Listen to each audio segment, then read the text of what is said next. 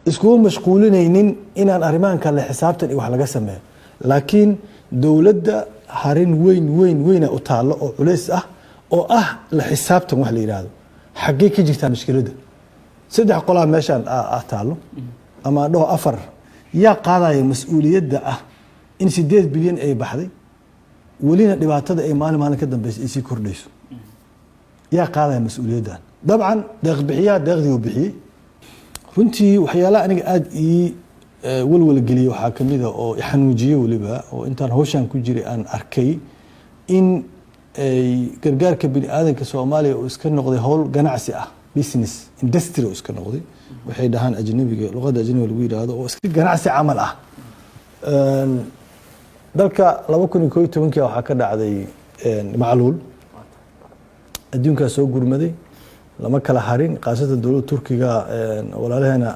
prime minister koodii markaas oo hadda madaxweynaha waa ki yimid waatii gurmad adduunka dhan la fidiyay inka 300 kun oo qof Soomaali ay dhimatay Allah u naxariistay laakiin waa la xakameeyay markaas majaacadii ama macluushii jirtay xilligaas laga soo bilaabo 2011 ahayd ilaa hadda waxaa ku baxday deeq gaaraysa 8 bilyan oo dollar in Soomaaliya laga jawaabo gurmadka iyo abaaraha degdega ah walina macluushan kor taaganahay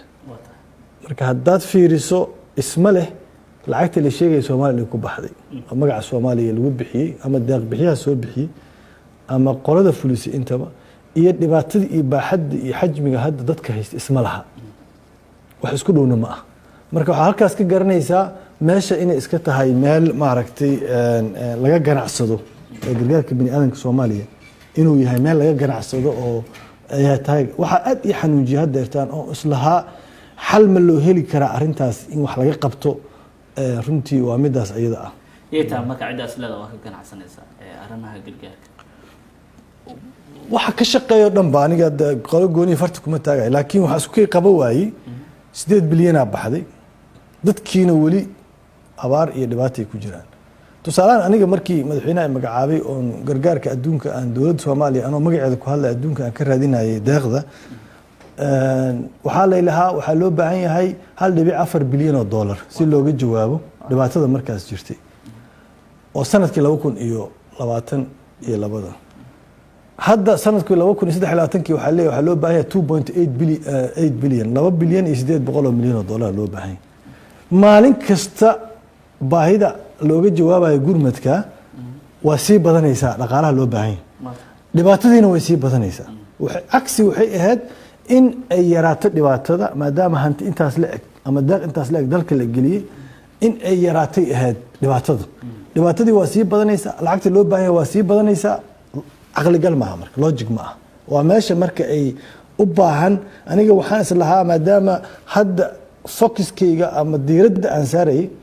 in gurmadkan degdega ay dhibaatada degdega jirta laga jawaabo iskugu mashquulinaynin inaan arrimahan kale xisaabtan iyo wax laga sameeyo laakiin dawladda harin weyn u taalo oo culays ah oo ah la xisaabtan wax la yiraahdo xagee ka jirtaa mushkiladda saddex qolaa meeshan taalo ama dhoo afar dada meeshan ku jira ama oo kala duwan dhinac afar dhinac oo kala duwan dhinac waa qofka deeqda bixinaya waa deeq bixiyaha dhinacna waa dadka deeq bixiyaha lacagta u dhiibo oo fuliya howlaha gargaarka bini'aadanka waa hay'adaha UN ka qaramada midoobay hay'adaha caalamiga oo international waxa jira hay'adaha caalamiga oo ka madax banaan qaramada midoobay sida CARE, SAF, ICRC waa badan yihiin iyo hay'ado loo kala Soomaali ay leeyihiin intaba waa jiraan saddexdaasba waa fuliyaasha la yiraahdaa waa dadka waxa fuliya dawladda Soomaaliya wax ma fuliso dhinaca saddexaad waa dadka Soomaaliyeed ee dhibaatada laga saarayo deeqda iyo gargaarka la siinayo dhinaca afraad waa dawladdii Soomaaliyeed oo mas'uuliyaddii shacabkan ayada xilka saarnaa marka shacabka Soomaaliyeed markii laga saar dhinac la dhigo oo dadkii dhibaataysnaayo gurmadka loo fidinaa saddexdan kale su'aalaha dhex taala yaa qaadaya mas'uuliyadda ah in 8 bilyan ay baxday walina dhibaatada ay maalin ka dambeysay si kordhayso yaa qaadaya mas'uuliyaddan dabcan deeq bixiyaha deeqdii uu bixiyay marka dhinac u saarta asagana uu yiraahdo aniga maxaa laga rabaa deeqdii waatan aan Soomaaliya siiyay waxa isku soo haraya dawladda Soomaaliya iyo dadkii wax fulinayay oo implementing agencies kala dhahay ya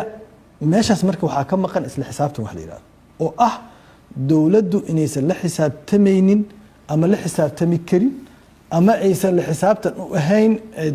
la xisaabtamaynin dadkan shaqadan haya maxay marka dowladdu la xisaabtamayn Soomaaliya markay burburka dhacay serviceka ama gargaarka bini aadanka ahaado ama arrimaha horumarka ahaado caafimaadka waxbarashada waxa la midka ah oo dhan waxaa la wareegay oo hayay hay-adahan ka socda dunida inteeda kale ama UN ha aadaan ama international ha aadaan alla dalka dowlad kama jirin okay waxyaalaha kale oo dadka laga iibiyeen ganacsatada gaarka haysatay oo ama korontada ama biyaha ama iskoolada qaarkood bangiyada xawaaladaha allahay dowlad marka maadaama aysan jirin labadaas qolaa waxa haysatay dowladdii markii la soo dhisay tabar ay wali kula wareegto mas'uuliyadaas dowladdii ma laha saddex arrin ka hortaagan kow ayadoon tabar lahayn ayaga tabar ay leeyihiin anaga tabar ma leeyihiin labo dadka la xijinaayo howlaha ku aada dhinacaas oon lagu xulaynin karti iyo awood u leeyihiin dadka inay la xisaabtamaan waa anaga wax nagu soo noqonayo waa iyo mid saddexaad oo ah mararka qaarkood inaysan mudnaanta koowaad aysan ku jirin oo arrintaas in laga jawaabo oo la xisaabtankan ka wadaa hay-adahan ayaga ah waa degeen dalkan waana fahmeen haddaan anaga dowlad goboleed nahay iyo dowlad federaal saa u qaybsanahay ogyihiin dowladda federaalka dalka dhammaooda xukunta waa la ogyahay qaar shabaabaa ka taliya dalka qaar waxaa ka taliya dowladda goboleedaha ka taliya sida marka wax la yihahdo manipulation si looga dhex shaqaysto waxaanay barteen oo loo kala gada dadka waxay barteen sida qofkii yimaada markaas xafiisyada ayaga ku aadan sida loo manipulate gareey barteen ama wasiir ahaado ama hay-ada aad waxay leeyihin haye maxaan kuu qabanaa maxaa diyaara maxaan kula samaynaa maxaan kuu yeelnaa ayagoo ka baxsanaya la xisaabtanka